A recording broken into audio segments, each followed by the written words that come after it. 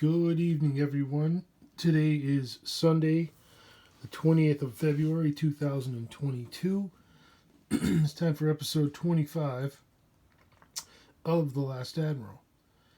And if you saw the previous episode, you know that this segment has a lot to do with the Rangers that I knew during the 1990s.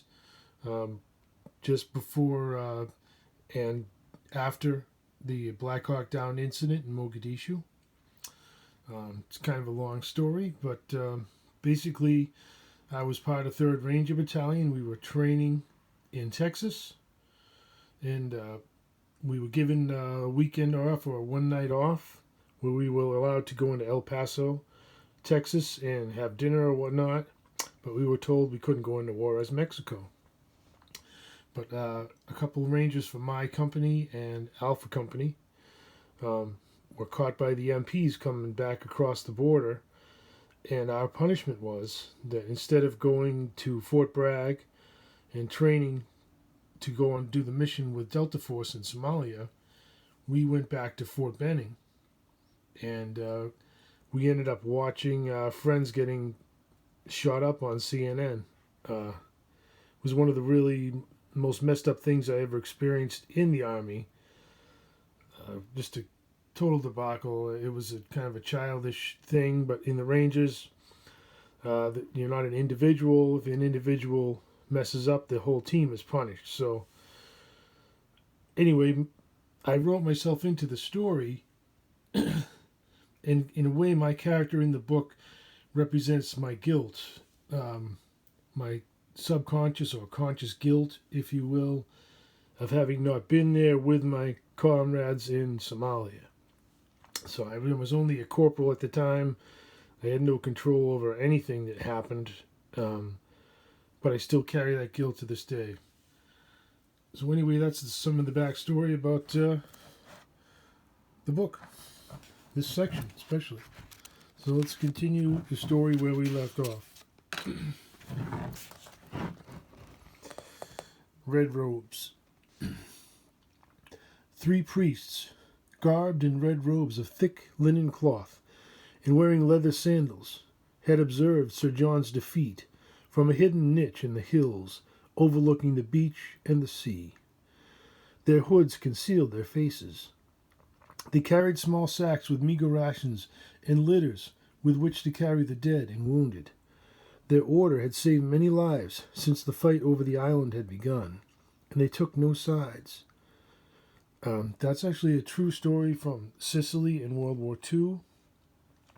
My great-uncle was rescued by Jehovah's Witnesses who carried him off the battlefield believing that he was actually already dead. They were surprised to find out that he was still alive, so he owes his life to the courage of Jehovah's Witness, who bravely, wearing red robes, just walked out onto the battlefield, despite being shot at, despite the war around him, and carried off the dead and the dying. So, anyway, it's a true story. The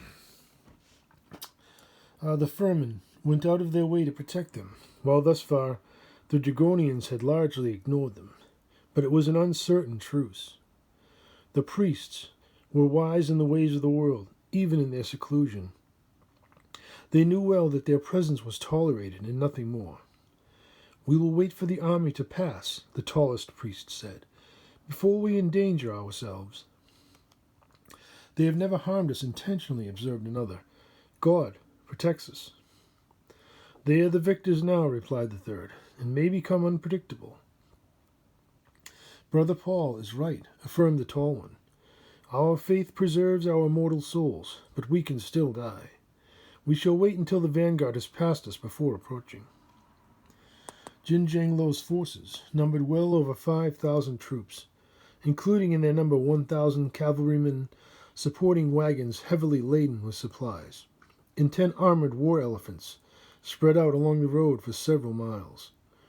3 hours passed before they felt that the field was safe enough to cross.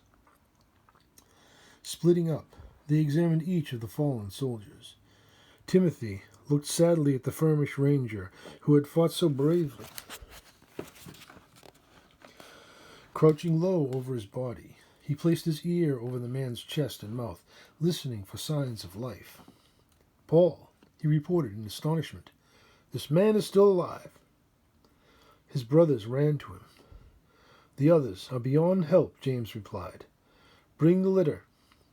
We may yet be able to save him. We will come back and bury the others later." Carrying him off the battlefield, they quickly vanished into the maze-like footpaths at the base of Fourth Hill, entering a secret labyrinth of tunnels that led to their home under the mountain. There they laid the soldier down. "Your Grace," Brother Paul greeted. "There is still life left in him." Their leader, whom they called Bishop, entered the main hall from his candlelit room. Dressed the same as his brethren, his head was ringed with graying hair, but bald on the top. His dark eyes showed their concern from beneath bushy gray eyebrows and a full beard, its color the same. His hands and arms were ample, as was his belly, but there was no weakness about him. A holy symbol of wood hung from his neck by a woven cord. Is he a worthy man? He remained behind in order to save his company, James reported. He stood against many foes. Then by Jova, we must try. With expert care, they removed the arrows from him, then cleaned and dressed his wounds. Bishop was most concerned by the sword wound that had passed so close to his heart. But his careful examination revealed the strangest of clues. Besides muscles, nothing major was damaged, neither arteries nor internal organs, and yet the blade had passed completely through his body. "He clings to the world so stubbornly," Paul observed, "while his body yearns to leave it. I wonder what it is that he so wants to live for." "This final wound is a mystery to me," Bishop stated. "Either this man is lucky beyond understanding, or the soldier who stabbed him possessed a great knowledge of anatomy, as well as expert swordsmanship." "So what are you saying?" Timothy asked.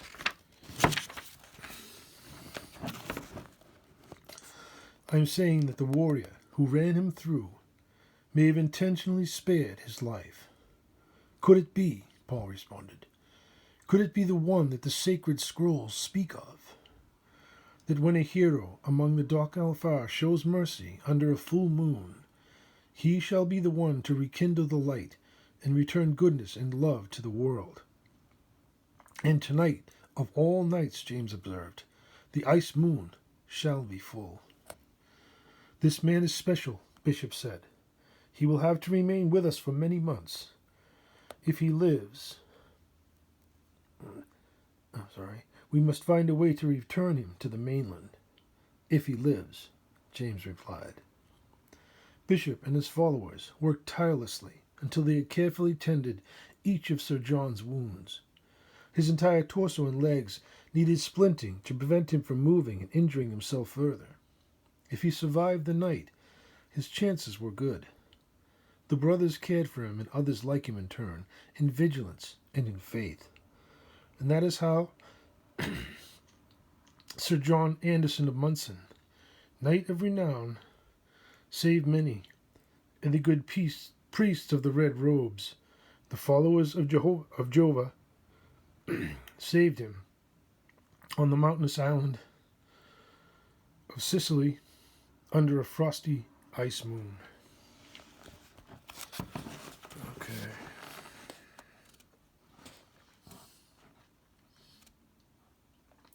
An angry queen arrives at the burning village. The morning sun rose, banishing the fog and revealing the still smoking ruins of an abandoned village. A huge owl, its feathers mottled both gray and brown, circled the old buildings and espied a deep crater ringed all around with a tall mound of earth, stones, and wooden debris. Smoke billowed from a few stubborn, still smoldering timbers, as well as from the nearly unrecognizable remains of 3 corpses. Swooping down, the menacing bird landed as softly as a falling feather, Wings spread wide, it rose to its full height, and drew their spans inward.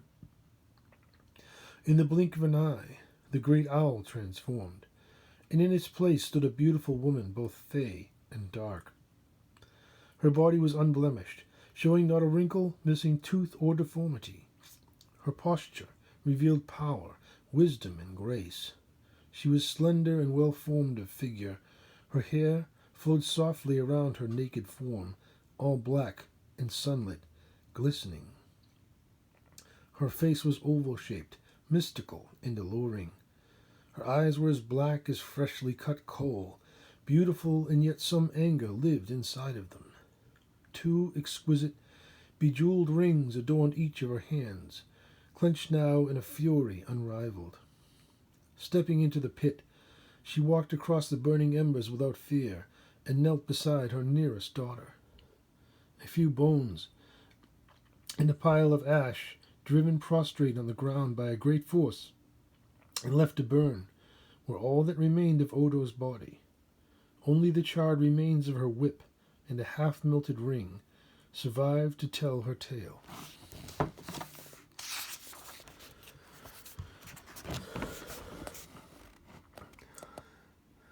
"They will pay for this, my beloved," the queen swore. "If I must rest for 3 years after your resurrection, so it shall be." Bending low, she reached out and found one of Odo's finger bones, blessed it, and held it close.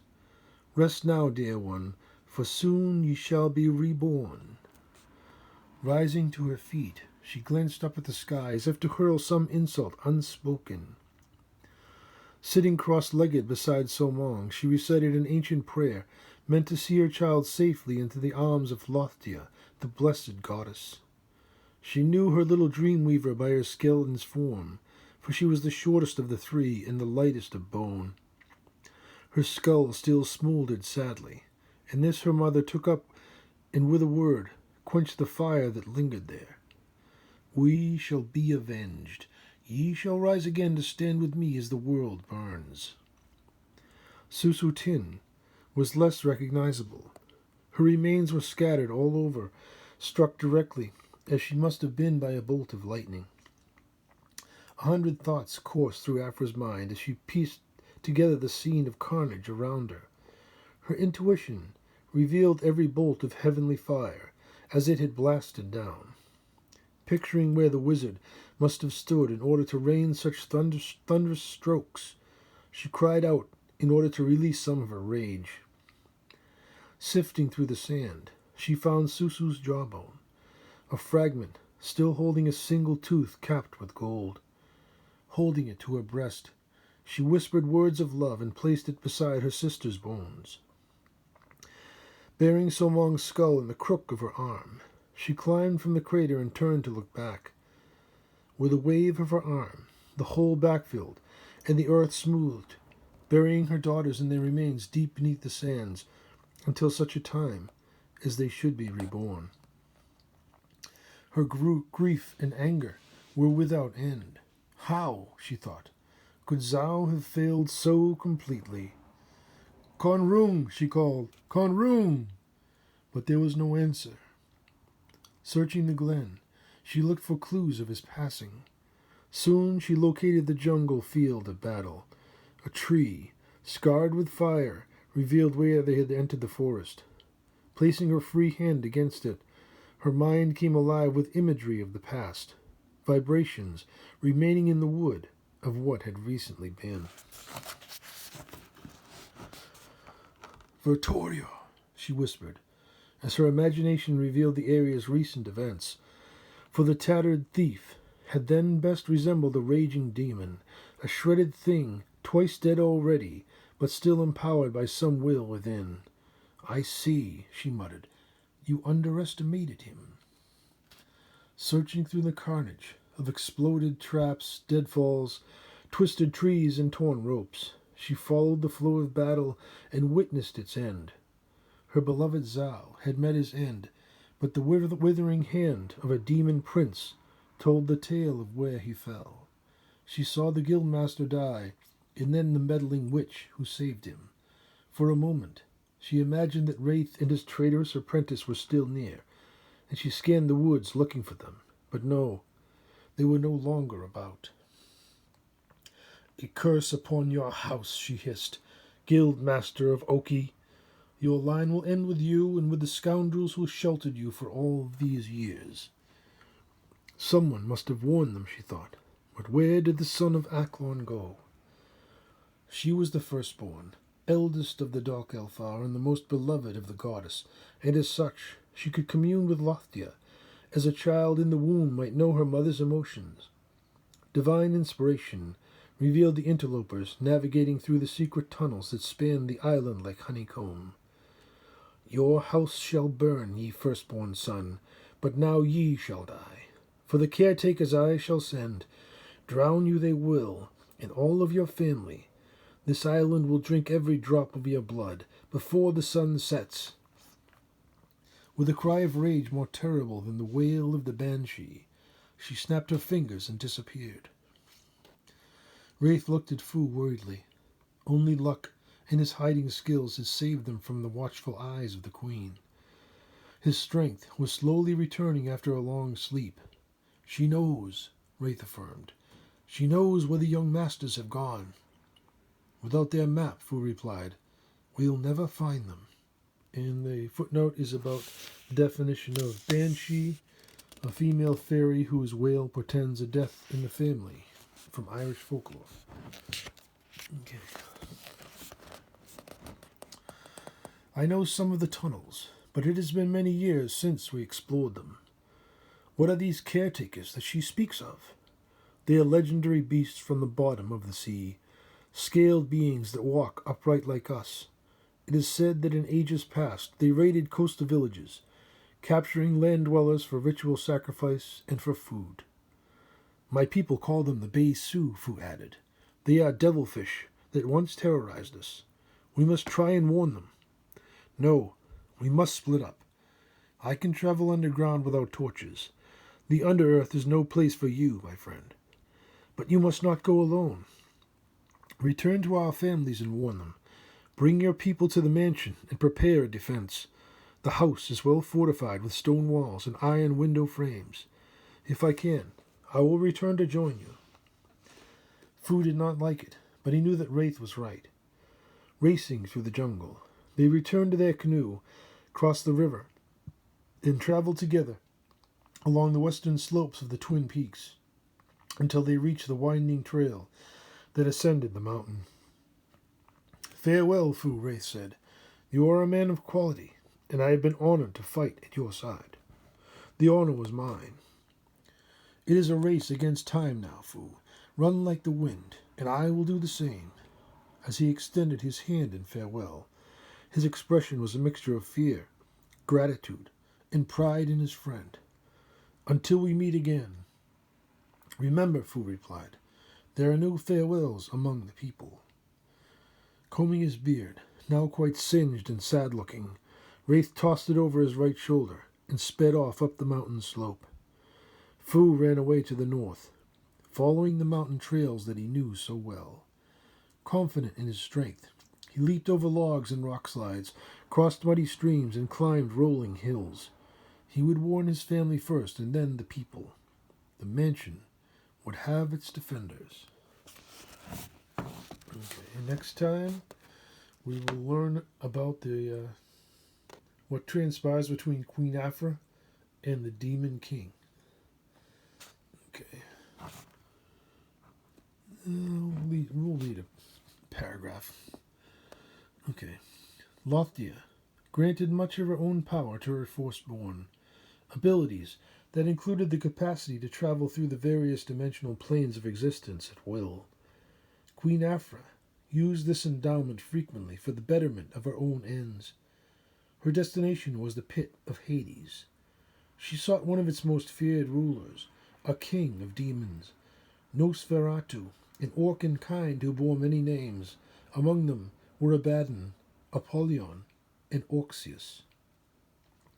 The loss of her daughters was an act of betrayal that would not go unpunished. She would see to that. Her children's bones, now safely housed in the temple at Farad Hoth, awaited her return and their resurrection. Her own power was such that she could walk through hell and back without fear, for no demon or agent of evil dared to oppose her, knowing the matron whose power filled her both body and soul. Walking barefoot along the shores of the sea of endless torment, she was dressed in the sacred robes of the coven, colored black and red and trimmed with gold. Waves of lava washed over her feet but did her no harm. She carried no weapons for her. And the footnotes are the definition of Nosferatu from Bram Stoker's Dracula, and the Baden and Apollyon from the New Testament. Excuse me.